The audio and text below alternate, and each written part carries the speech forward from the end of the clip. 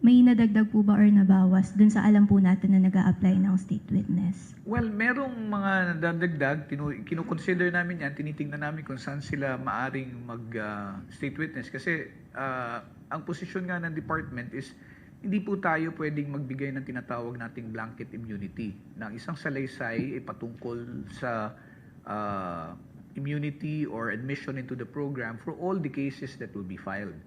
Now, there are the names of whom I cannot disclose at this time, but I think the declaration that Bryce Hernandez is not applying as a state witness anymore is because there is an acknowledgement on the part of Mr. Bryce Hernandez from the very start na aminado naman ako naging kabahagi ako nito, di ba?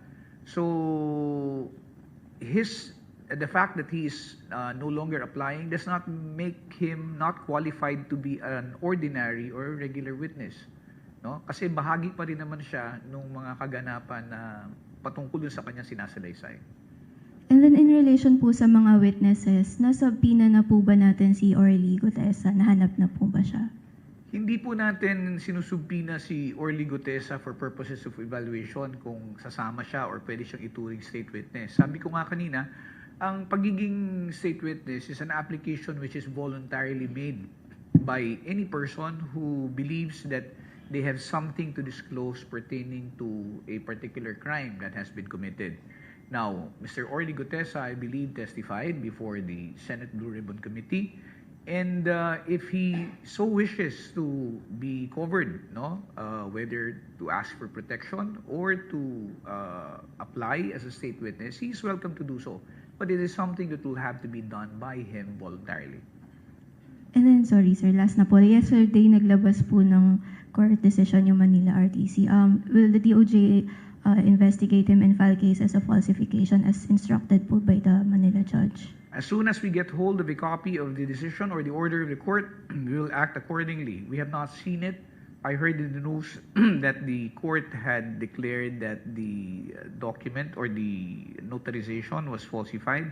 But as to what the instructions of the court are specifically for the department to do, we have not received it yet. So we'll take a look. Up until then, we will withhold any comment on that. Tingnan muna namin po kung ano yung laman ng decision. We have to look dito po sa independence of each body working. So when a court says one thing, let's say with respect to this order, they cannot instruct us to do something immediately because the prosecution under the DOJ is independent of the courts. Although, syempre, we're all part of the same criminal justice system.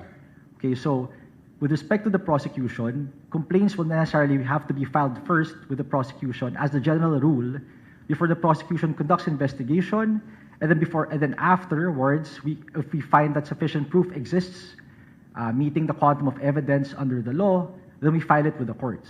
Okay, so we just want to make the distinction between the powers and competence of the courts with that of the prosecution in relation to the criminal justice system.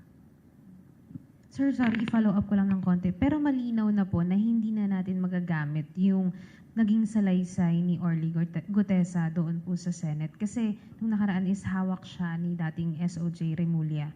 So sa ngayon, hindi na po natin siya gagamitin for part of the investigation.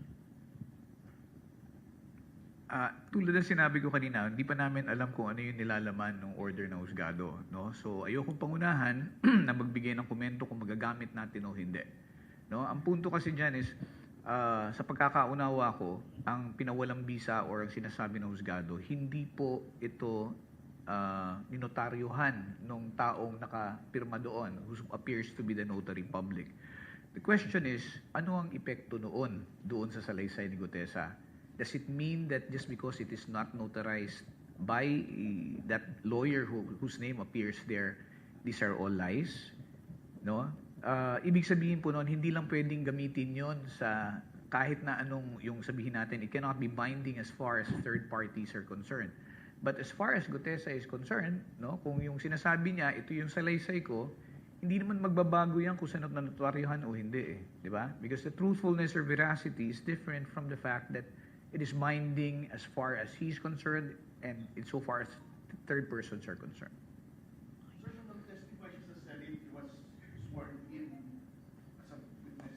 Yes.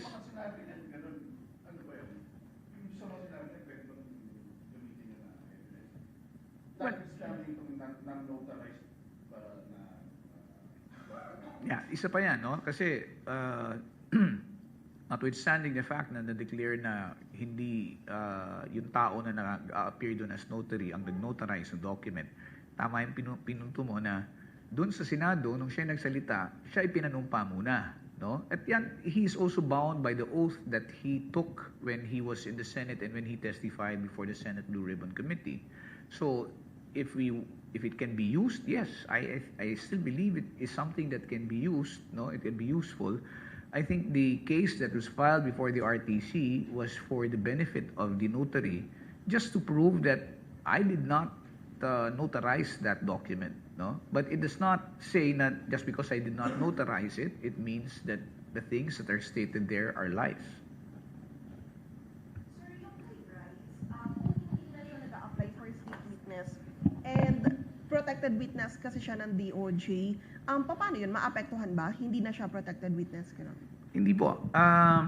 Yung kanyang yung declaration kasi that Bryce is no longer applying as state witness. This was a statement which was made by the Office of the Ombudsman, if I'm not mistaken. And as to whether or not he would still want to continue to apply as a state witness before the cases or before the Department of Justice where there are cases that are also being investigated and are pending, it's really up to him. No, all we had to do is have those statements evaluated to determine whether they will be useful to the prosecution. As far as protective custody is concerned, remember that all of these people, the Discayas, Bryce Hernandez, JP Mendoza, Henry Alcantara, Yusek Bernardo, are people who are given protective custody, no, or protection by the WPP because there are threats to their security, which they disclose before the Senate. And parang sinasabi nila, bago kami magsalita, gusto lang naman namin din malaman o matiyak yung aming seguridad. Pero as far as the protection, if they need protection, the Witness Protection Program will be more than ready to provide them that. So sa DOJ, sir, wala pang binabawi na application si Bryce? Wala pa po ako nalalaman na binabawi siya na application. Sir, yun nabanggit mo na nag-a-apply ng mga bago from the side ng contractor ba yun or government officials? These are still government officials. DPWH. Yeah, I would say, it's safe to say, they are from the DPWH. Sa susunod, ang itatanong mo na sa akin yung pangalan. Hindi sir, mataas na official ba to? Anong level? Ilagay na lang muna natin pansamantala na siya ay isang sila ay taga DPWH pa din. Ilan, sir? Ilan? Hindi ko na muna sasabihin kung ilan. Sa susunod, Salary grade, sir. salary grade. Sakop sa jurisdiction ng department. USEC ba to, sir? Location, sir, Bulacan or labas ng Bulacan? Alin? Oh yes, so kung sakop ng department is below 27. Sir, dun sa mga nakakausap natin, sino na po yung parang matibay na pwedeng maging state witness? Yung may mga hawak din pong ebidensya na i-present sa inyo. Sa ngayon po, hindi po namin maaaring i-disclose kung ano man yung nagiging kasunduan and so far as admission into the program because that is something which is confidential and can only be released if there is a court order which would allow the scrutiny of the application itself. Sirs, good afternoon. Yes, good Sirs, afternoon. can you just seek your legal guidance? No? An expert whom we spoke to kanina said that anyone who presents a falsified or in this case wrongfully notarized document may be held criminally liable. And in the case of a witness Orly Gutesa, could Senator Marcoleta also be held accountable?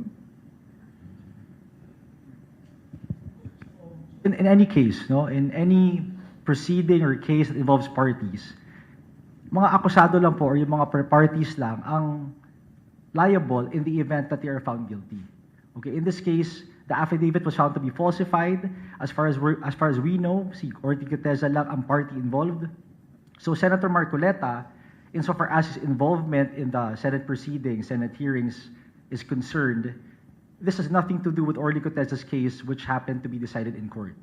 So again, I emphasize or we emphasize that you have to make distinctions between the agencies, the government agency, the bodies conducting whatever hearing there is, and rendering the decisions.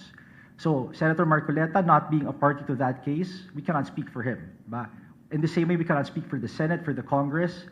All we're saying is kapag may kaso sa court, sa hukuma, nag-render ng desisyon ng huwes, yung mga partido lang na kaakibat dun sa kaso na yon ang ma-render guilty in the event that the court judge does say so.